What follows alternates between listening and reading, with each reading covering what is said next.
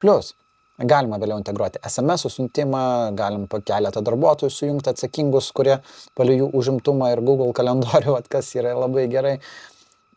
Papildomos paslaugos, dovanų kuponai ir dar visą tokia didžiulis paketas. Jeigu taip paėmus, išsprendžia labai daug dalykų. Bet vėlgi, jeigu jums viso šito reikia, nes kitą kartą naudojam dovanų kuponom visiškai kitą sistemą, o rezervacijom naudojam šitą sistemą, viskas priklauso nuo pobūdžio.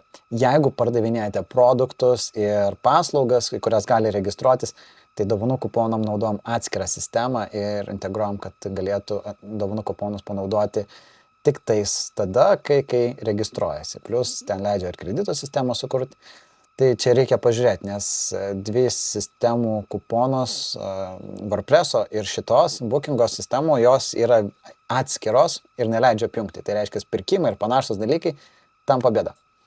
Tai taip turbūt trumpai apie pirtis Kaune, kokią sistemą naudojam registracijom. Jeigu įdomu, galima registruotis konsultacijai, papasakosiu plačiau arba rašykit komentarę, kad padaryti atskirą video apie patį pluginą.